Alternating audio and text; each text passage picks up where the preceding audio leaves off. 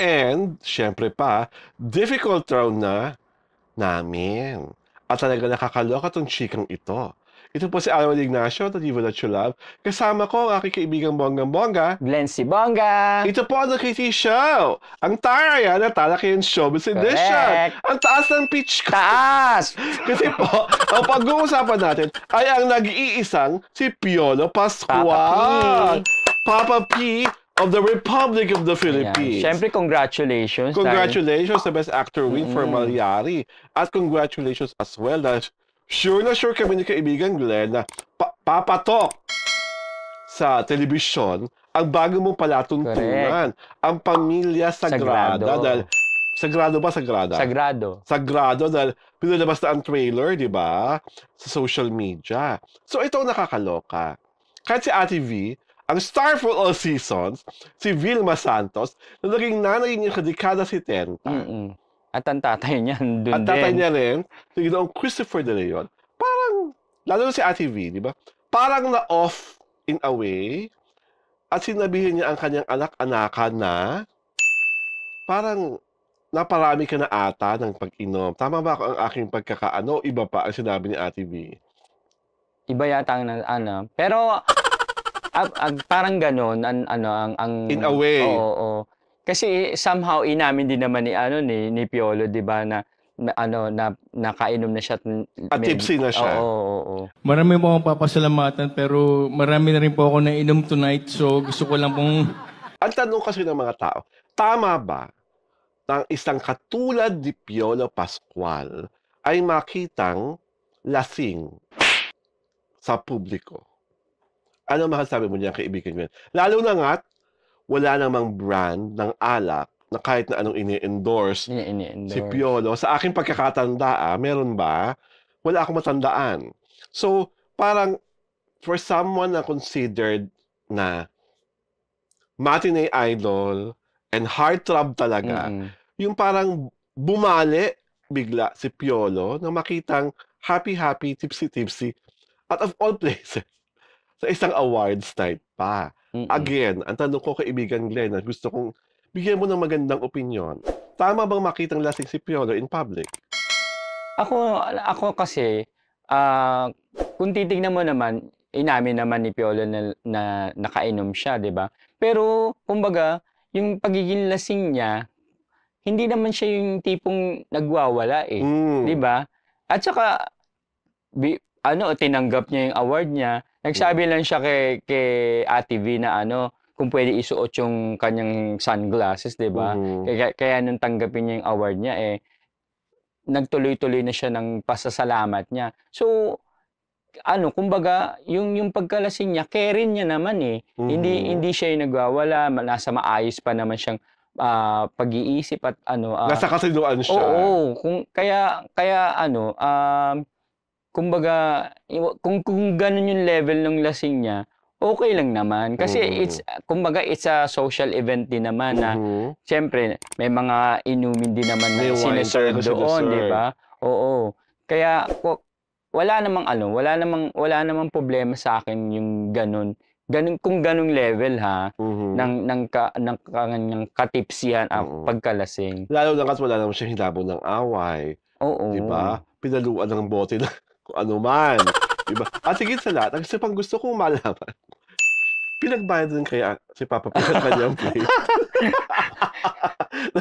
Kahit best actor nominee kaya siya. Hindi siya pinalusot. Kahit nga sila di ba? Sila Catherine Dimba, sila Alden, yung mga big stars na nandun. Si Marian, si Dingdong, at pati si Coco Martin, di ba? Pinagbayad din pala.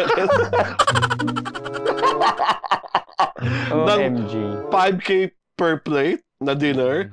At masarap kaya yung 5K per plate na dinner na yun. Correct. Kasi sa akin naman, I don't mind Piolo Pascual to drink a little, pero sana pinakita niya pa rin na kahit nakainom mo siya, hindi siya yung parang ganung kagregarious.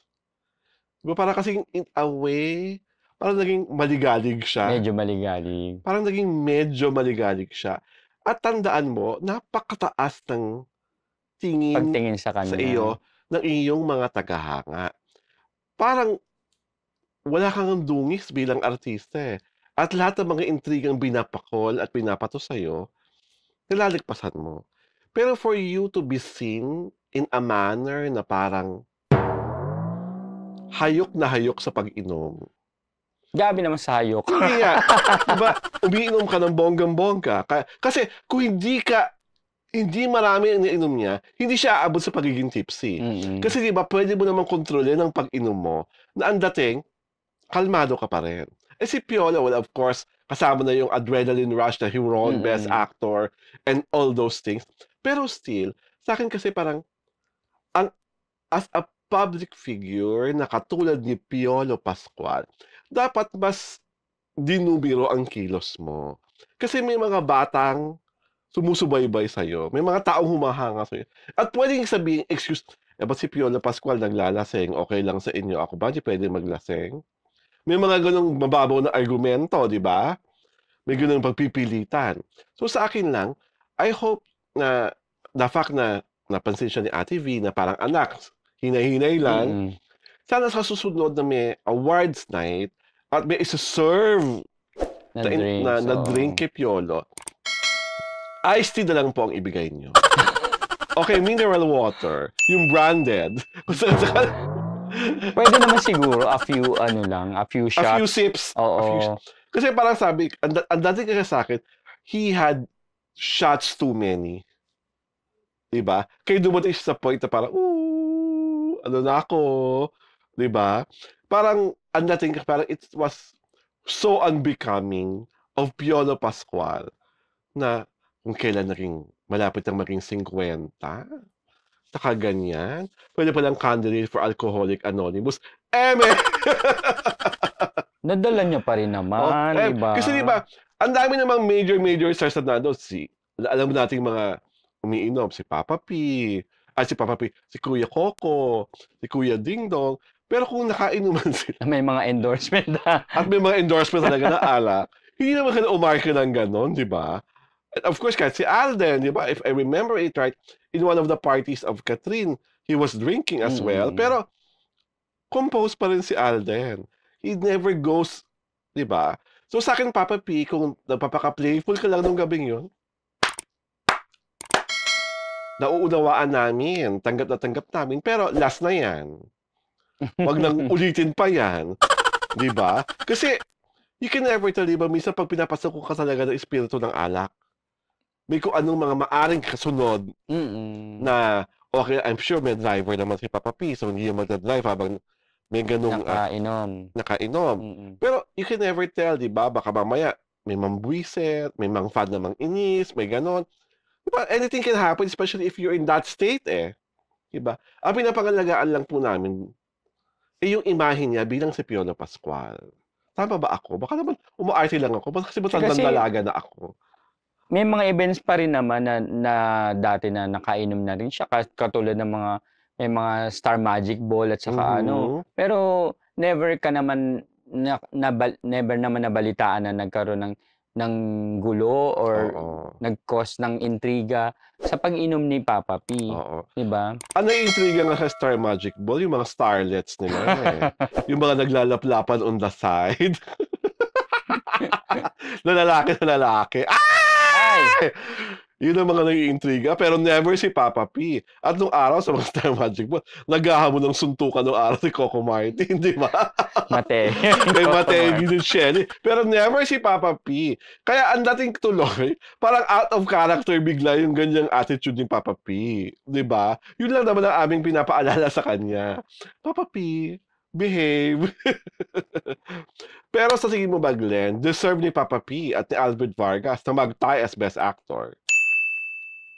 Alam mo, lahat naman na nominated, kumbaga, deserve naman nila manalo. Nasa na lang, sabi nga, di ba, nasa doon sa mga jury or sa mga bumoboto kung sino talaga yung papalanunin nila. So, walang problema sa akin kung nag-tie man si Alfred at saka si Papa P. Pareho naman sila magaling. Yes, true. Diba? Totoo tuloy. At talagang, yung mga dekalibre katulad ni Piolo Pascual, kailangan naman talagang itong mga panahon na to, binibigyan na ng mga parangal para lalo siyang ma-inspire na maging mahusay sa kanyang trabaho. At mas lalo pa siyang gumaling bilang aktor. Tama ba tayo dyan? Papa P, congratulations! Congrats, Alfred Papa Vargas, P. congratulations! Congratulations kay Catherine Bernardo, and of Correct. course, kay Miss Gloria Diaz, who won Best Supporting Actress, at kay L.A. Santos, who won Best Supporting Actor for In His Mother's Eyes. Kaya, sa mga nanalong yan, at sa mga iba pa, iniimbitahan po namin kayo mag-subscribe sa aming YouTube channel sa Diaryo Tirada. At syempre pa, sundan kami sa aming Facebook pahina sa Diaryo Tirada as well. Tuwing Sabado po at Linggo pinapalabas ang The TT Show alas 4 ng hapon. Kaya ano pa ba nga? Nood na, tutok at mag-subscribe para hindi kayo maiiskupan. Ito po si Alwin Ignacio, the diva that you love. Kasama ko ang aking kaibigang Bonggang-Bongga. Glency Bongga! Ito po ang The TT Show, ang Tarayan at Talakayan Showbiz Edition. Magandang linggo po! Happy Sunday! Happy Sunday! Bye-bye po!